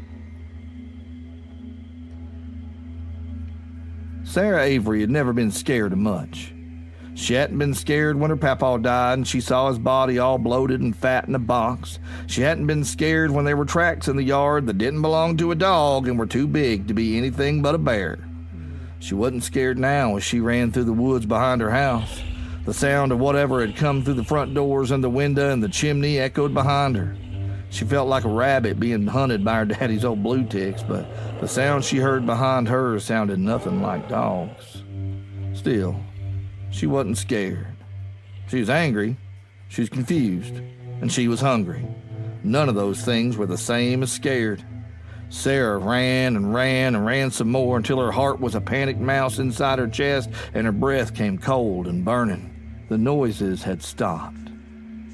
This did not mean she was safe. The things that came in the house were not something you could see, she didn't think. It was like the light didn't know what to do with them. Oh, I So love instead that of line. wrapping around them and showing her whether they were dogs or dog-shaped Right? That or was so good. animal-shaped or whatever, they Hell yeah. seemed to be not quite shadows, but bent light. Like the light you'd see bounced off a mirror glass, except for the size of a small horse, and apparently hell-bent on catching her. She had woken up that morning to find her mama in the tree out front. Damn. She knew her mama missed her daddy something awful and figured she just went to find a way to be with him, and Sarah sort of understood that. She also wanted to yell at her mama too, because who was going to feed her now and take care of her, but what could she do? She wasn't going to Poor be Sarah. scared, that was one thing. No fear. Sarah moved as quiet Poor as she Sarah. could back to the main road and hoped she could just find a grown person to help her. She could hear someone calling for her, and if she could just get to him, she might be all right. She started up the road, and that's when she saw her daddy. Oh, no. Her daddy was walking up the road covered in soot and ash and partly Oh on no. fire. This last part didn't seem to faze Pinky Avery as he lurched and limped toward his only daughter. "Hey, sugar pup," he slurred, his mouth partially burnt, partially melted into what was left of his teeth. "Don't look so scared. It's Zombie just dad. your old daddy." The thing that was not daddy laughed at this. Black smoke wheezing out of the various holes burned in his body. "You just come home with me now and I'll get you home to your mama," it said, forgetting to stammer this time. "Mama's dead," said Sarah. "Well, ain't that a shame," said the thing that wasn't daddy. I can still get you to her, though. She'll be right glad to see you." And with that, the thing lunged for her, and Sarah screamed. Spooky. Oh no, Sarah! Is a curse upon my head. She was so smart on her feet too. This is part 1 of 2, or part 1 of something. I don't know. Oh no, Sarah. Oh, gods Well, of I'm Appalachia probably gonna be is a listening production to of part Deep 2 Nerd after this. Media. Me too. Our intro music is written and Rad Cell. performed I want by to know what Landon happens Blood. to Sarah. She Our had a good outro head on theme her is by Those shoulders. Poor Bastards. The voice of Miss Annie I love the was Poor Allison Bastards. Mullins. Today's story This was is written and fantastic. narrated by Steve Shell. Follow us on Facebook and Steve Shell, you are Instagram as so Old cool. Gods of Appalachia, and on Twitter at Old Gods Pod. If you would care to become a patron of our particular type of dark arts, consider joining our Patreon at www.patreon.com/Old here for. Gods of Appalachia. For a few meager dollars a Appalachia. month, the forces of darkness and shadow could Appalachia. find their way to your mailbox, on the internet, and in this world. For more information about the show, including cast and creator bios, source material, and exclusive original bonus content, head on over to www.oldgodsofappalachia.com. Join us next time for Barlow, Exclusive bonus Kentucky Part content. 2, The Schoolhouse, here on Old Gods of Appalachia. Hell yeah. Okay, I will stop this now. Yeah. That was lovely. Okay, we just listened to 2 very good podcasts. Yep. And yeah, Old Gods of Appalachia, like I know we've been raving about the production this whole time, but even the writing is really good. Like lines like "the ceiling was not," or "it's The like the light ceiling. didn't know." Know what to do with, yeah. Yeah. Love that. Love good writing. They were just very exact. And and it's so great. Like, the writing, it's very lyrical. It's and you see like that kind of writing in like a lot of fantasy novels. And you kind of imagine them with maybe like a British voice or, just like a standard American narrator voice, but it's so elevated with this Southern Virginian drawl. It really is. And I mean, that's kind of like... It really It is adds very to it. elegant. There's an elegance to It's it. so elegant. Ooh. You want to see Yeah, the something- Southern drawl really actually adds more elegance to it. It really does. Sam Shell did a great job. You want to see something that made me jump when I Yeah. turned around? So Yeah? My roommate, Oh, my new no. roommate has a skeleton. Is it a The fucked up skeleton- antler? No, the skeleton never bothered me. But then Fucked up deer. But then just tonight she like dressed up the skeleton, and when I turned around, I was like, ah. Oh my god. I would scream if I turned around and some random skeleton was in the corner. The skeleton isn't a big deal. It is the fact that it has clothes now. The fact that it has clothes. A clothed Yeah, the fact that it skeleton, has nothing clothes, so scarier. it looks like a man. Yeah, exactly. Or a very nice Nothing lady. scarier than men. Well, as the witch one says. Yes. So that was awesome. That was Hello from the Hallowoods, and that was Old Gods of Appalachia. And we had a great time with both. Please do check them out. Yes, You can it's find pronounced them- Appalachia. Yes, we were like, how would the Americans pronounce it? And we were like, we would pronounce it as Appalachia. And how would the And that's basically how we Yeah, pronounce and it. then they also pronounce it as Appalachia. Ha! Ha! Exactly. I feel vindicated. Exactly. Do you see this little frog above my head? Oh, yeah. Frog. Oh, now I do. Frog. Anyway, thank you so much for everyone who joined us tonight. This was super fun, and it's nice because like not only do we get to do a fun stream, I also get to do just some art while we're listening. And share more stuff to people on Hainai. And by the way, Yeah. speaking of Hainai, tomorrow we are posting a new episode called Clara's Tale, and I hope you all come in. Our tale. Very It's exciting. amazing, and I say It is amazing. very important. It is very important to the story, our hiatus episode. So part of our hiatus episodes includes a two-parter called St. Patrick's Case, the St. Patrick's Case, and Clara's Tale kind of ties those two together. So please do listen to it when it comes out tomorrow evening, Sunday, and enjoy. And we did get a new voice actor for Clara's Tale, and the way it happened was very Yes, fun. very excited. We got a new voice actor who is named after Superman. You'll see it when when we post the episode. But the reason we're so excited is If you because have two guesses from that clue, one of those guesses will be correct. exactly. So he's named after Superman, and basically the way I met this voice actor was literally me at one of my favorite cafes in the area, talking to a guy who like works there, who I've befriended before, and I was like, "Oh yeah, I'm working on my podcast." And he's like, "Oh, you make a podcast?" And I'm like, "Yes, it's an audio drama." And he's like, "Oh, you're looking for voice actors?" And I'm like, "Yeah, I am looking for voice actors." And he's like, "Yeah, I want to start my voice acting career." And I'm like, "Okay, cool. Send me your samples." And he sends me a sample, and I'm like, I'm like, "What? Huh? Huh?" Let's just say It's great, you guys. We're very excited for y'all to hear it. yes, very excited to introduce a brand new amazing voice actor tomorrow. But yes, anyway, please do check out these podcasts, and if you would like to, if you just stumbled on us Mm-hmm. for some reason and aren't already listening, please go listen to Hainai as well. You can listen to Hainai here on YouTube or on Podbean, anywhere I listen to podcasts. If you are into the kind of podcast we listened to tonight, the horror podcasts, the somewhat in a very different style than what you'd expect. We are a little bit closer to Old Gods of Appalachia in content, but we have the sound design in certain like the old like kind of the radio static sound design The lo-fi, yeah, of Hallowoods. lo-fi effect, radio static. That's how So we yeah, you befriended both could of them. say like we're a combination of the two. Exactly. And if you enjoyed this format of live stream and you have suggestions for other podcasts or radio dramas you want us to listen to, let us know and we will do our very best to accommodate you guys because this Exactly. is fun. We've thoroughly enjoyed this. And if you want to suggest like the podcast we want to do, you should follow us on our socials at HinayPod, HINAYPOD. You can join some of our polls when we make them. If you want more power, and you should want more power, you can join our Patreon, patreon.com/HinayPod, HINAYPOD. We also have extra episodes there. We aren't quite as refined in our Patreon as say the Hallowoods or Old Gods, but we do have some really cool stuff in there.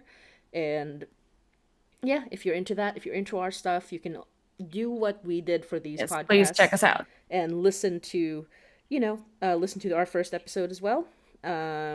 See if you Mm-hmm. like it and see if you'd like to continue because we are entering Act 3 very soon, after we finish our hiatus Uh-huh. episodes. So, yeah. All right. And yeah, if you got to listen to any of the podcasts we listened to today, and if you're on the Discord community, like we'd love to hear your thoughts on it at the Discord chat. And if Exactly. you aren't already part of it, there is a Discord chat. You could check it out on our website, like hinaypod.tumblr.com. And we also have Twitter, Instagram, and Facebook for all of that info. Yeah, we do actually have a website, hinaypod.com. Anyway, if Oh, you, yeah. yeah, Yeah. exactly that as well. It And just yeah, needs refining. Yeah. it's pretty good. Let's It's just say pretty that it is good. pretty Yeah. good. Yes. So, please do follow us. Please let us. And if you found a new podcast that you like from this live stream, we're gonna definitely do this live stream again. This kind of live stream again. a listening party, because we know a lot of amazing podcasters, but have not been able to listen to a lot of them like properly. So we are doing this to discover and to share these amazing podcasters. We especially like we're gonna start off with those that are similar to us, like horror, mythology, that sort of thing. But we will gradually go into different podcasts that we just think are really cool. Probably all audio dramas, quite frankly, because we want to hype up the audio drama space.